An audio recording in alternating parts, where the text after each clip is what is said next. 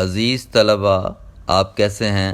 امید ہے آپ خورشید اردو ادب چینل کی طرف سے پیش کیے جانے والے لیکچرز کو سن رہے ہوں گے اور اپنے امتحانات کی تیاری میں مصروف ہوں گے اور اپنی کلاس کے ہوم ورک کو بھی کر رہے ہوں گے اور ساتھ ساتھ آپ اسائنمنٹس بھی مکمل کر رہے ہوں گے۔ تو آئیے آج ہم قواعد کی طرف چلتے ہیں۔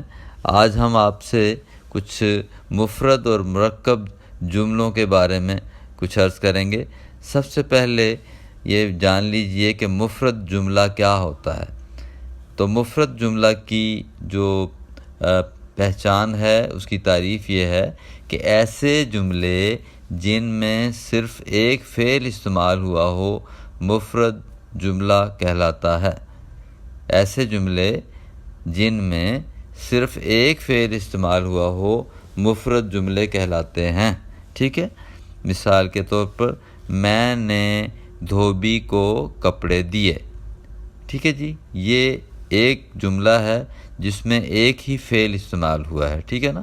فعل کا پہلے بھی میں نے آپ کو بتایا ہے کہ فعل کا مطلب ہوتا ہے کام، کوئی کسی کام کا کرنا، ہونا یا سہنا فعل کہلاتا ہے، ٹھیک ہے جی؟ سونا، جاگنا، کھیلنا، کھانا، پینا، یہ تمام افعال ہیں، فعل ہیں یہ، ٹھیک ہے نا؟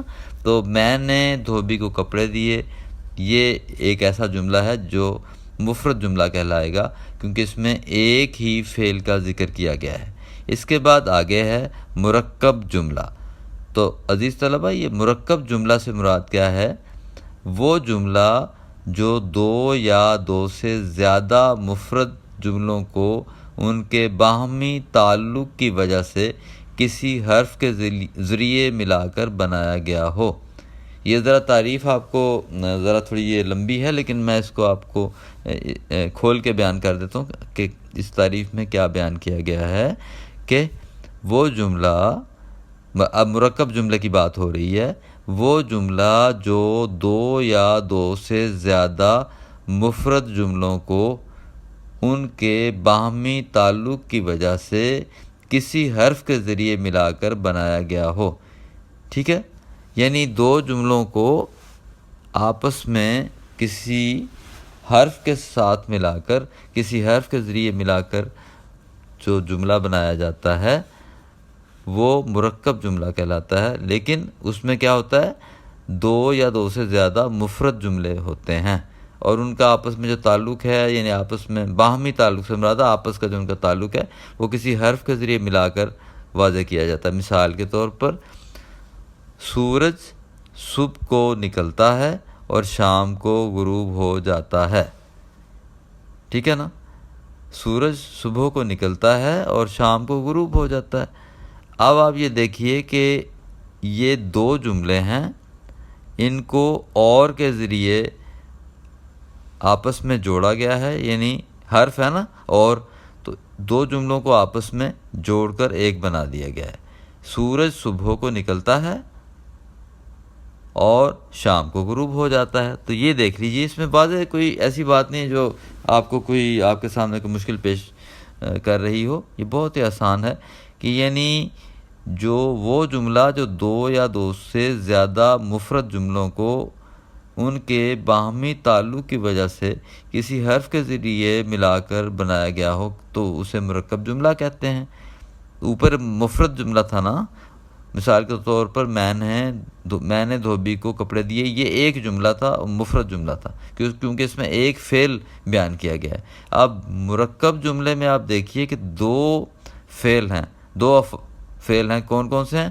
سورج صبح کو نکلتا ہے، یہ ایک ہے، اور شام کو غروب ہو جاتا ہے، یہ دوسرا فعل ہے، ٹھیک ہے؟ یعنی سورج کا نکلنا ایک فعل ہے، سورج کا غروب ہونا دوسرا فعل ہے، اور ان دونوں مفرد جملوں کو آپس میں ملا دیا گیا ہے، کس کے ساتھ؟ ایک حرف کے ساتھ۔ وہ حرف کیا ہے؟ اور، ٹھیک ہے جی؟ اب آگے اس کے بعد یہ آپ کو، میرا خیال ہے آپ کو اچھی طرح سمجھ آ گئی ہوگی۔ اب آگے ہم کچھ یہاں پہ 6 جملے لکھے گئے ہیں جو کہ جن میں خالی جگہ پر کرنے کے لیے کہا گیا ہے۔ تو آپ نے کیا کرنا ہے کہ جو حروف ہیں یعنی جو آپس میں ملانے والے ہیں، دو جملوں کو آپس میں ملانے والے حروف کو، جو کہ حروف دیے بھی گئے ہیں، ٹھیک ہے نا، ان کو آپس میں دو جملوں کو ملا کر مرکب جملہ بنانا ہے۔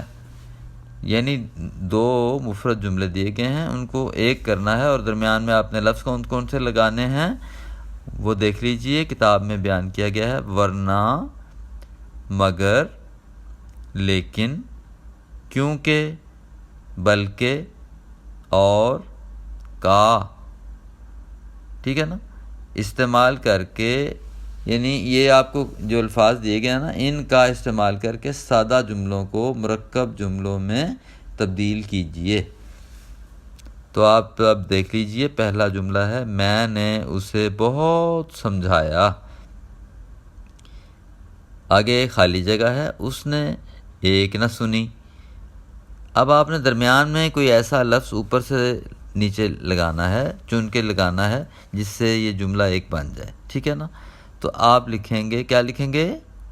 بالکل ٹھیک ہے، میں نے اسے بہت سمجھایا مگر اس نے ایک نہ سنی۔ تو یہاں پہ مگر آ گیا، ٹھیک ہے نا۔ تو یہ اب مرکب جملہ بن گیا، یعنی دو مفرد جملوں کو ملا کے ایک بن گیا۔ آگے دوسرا ہے، وہ امتحان میں اول آیا، اس نے دل لگا کر تیاری کی تھی۔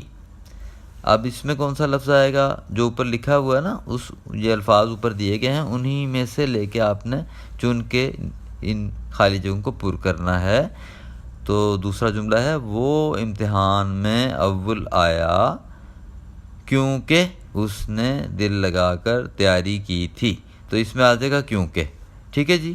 اس کے بعد ہے، میں اسے دوست نہیں، آگے خالی جگہ، بھائی سمجھتا ہوں۔ میں اسے دوست نہیں، کون سا لفظ لگائیں گے اس میں؟ بالکل ٹھیک بتا رہے ہیں آپ، شاباش۔ میں اسے دوست نہیں بلکہ بھائی سمجھتا ہوں، ٹھیک ہے جی۔ اگلا چوتھا ہے، سوچ سمجھ کر کام کرنا چاہیے، نقصان اٹھانا پڑتا ہے۔ اب آپ دیکھ لیجئے کہ دو جملے ہیں، ان کے درمیان میں خالی جگہ ہے، آپ کون سا لگائیں گے؟ جو اوپر الفاظ دیے گئے ہیں ان میں سے چن کے، مناسب جو لفظ ہے اسے چن کے آپ نے لگا دینا ہے۔ بالکل ٹھیک ہے، سوچ سمجھ کر کام کرنا چاہیے ورنہ نقصان اٹھانا پڑتا ہے۔ تو یہ جملہ مرکب جملہ بن گیا، ٹھیک ہے۔ اس کے بعد یہ سوچ سمجھ کر لکھا ہوا ہے، یہ پرنٹنگ کی تھوڑی سی غلطی ہے، اس کو درست کر لیں۔ یہ چے کی بجائے جیم لکھتی ہے، سوچ سمجھ کر ہے، ٹھیک ہے۔ تو چے کے آپ نقطہ خودی 3 لگا لیجئے، اس میں ایک لکھا ہوا، ایک لگایا ہوا غلطی سے ہو گیا، ان سے پرنٹنگ میں غلطیاں ہو جاتی ہیں نا، تو یہ غلطی درست کر لیجئے، سوچ سمجھ کر کام کرنا چاہیے ورنہ نقصان اٹھانا پڑتا ہے۔ اس کے بعد 5واں جملہ ہے، ہمت کرو، آگے خالی جگہ، آگے بڑھو، ہمت کرو، آگے بڑھو۔ تو درمیان میں کیا لفظ آئے گا؟ ہمت کرو اور آگے بڑھو، بالکل ٹھیک، شاباش، سب ٹھیک بتا رہے ہیں۔ اور آخری ہے چھٹا، وہ بہت تیز دوڑا، آگے خالی جگہ، اول نہ آ سکا۔ وہ بہت تیز دوڑا، آگے خالی جگہ میں کیا لگائیں گے؟ اول نہ آ سکا سے پہلے کون سا لفظ لگائیں گے تاکہ یہ دونوں جملے ایک مرکب جملے میں ایک بن جائے گا، اس کا ایک مرکب جملہ بن جائے گا۔ تو یہ ہوگا جی، وہ بہت تیز دوڑا، وہ بہت تیز دوڑا لیکن اول نہ آیا، ٹھیک ہے جی، لیکن اول نہ آیا۔ تو یہ ہو گیا جی اس کا، آپ کو یہ اس کی جو 7 جملوں کو آپ نے دیکھا ہے، مفرد جملے تھے، آپ نے ان کو درمیان میں لفظ لگا کر مرکب جملے بنا دیا۔ آپ نے یہ سب لوگوں نے بڑا اچھا کام کر لیا ہے، امید ہے آپ کو سمجھ بھی آ گئی ہوگی۔ اگرچہ یہ بہت آسان ہے، لیکن یہ بات یاد رکھیں کہ جب امتحان میں سوالات آتے ہیں تو پھر وہ بچے جو ان سے بعض اوقات گھبرا جاتے ہیں کہ یہ پتہ نہیں مرکب جملہ کیا ہوتا ہے، مفرد جملہ کیا ہوتا ہے۔ تو یہ میں نے آپ کو خوب واضح کر کے بتا دیا ہے، امید ہے آپ کو سمجھ آ گئی ہوگی۔ تو آخر میں خورشید اردو ادب کی یہ کوشش آپ کو اگر اچھی لگی ہے تو اس کو کمنٹس میں لکھیے، اور ساتھ میں اس چینل کو سبسکرائب کیجئے، اس کو لائک کیجئے، دوستوں سے شیئر بھی کیجئے تاکہ دوسرے بھی اردو ادب کو جان سکیں، اردو جو قواعد ہیں ان کو بھی خوب جان سکیں، اور وہ باقاعدہ جب اپنے مضامین یا اپنے نظموں کی تشریحات جو ان سی ہیں وہ، یا وہ اگر سوالات ہیں جس میں خلاصہ نگاری ہے، اور اسی طرح مرکزی خیالات ہیں، وہ ساری ان قواعد کو مد نظر رکھ کر ان کو یہ معلوم ہو جائے گا کہ کہاں پر ہم مرکب جملہ لکھیں گے، کہاں پر مفرد جملہ آئے گا۔ تو امید ہے آپ کو سمجھ آ گئی ہوگی۔ اللہ تعالیٰ آپ کے ساتھ ہو، خوب محنت کیجئے اور دل لگا کر پڑھیے، اپنے وقت کو صحیح رنگ میں استعمال کیجئے۔ اللہ حافظ۔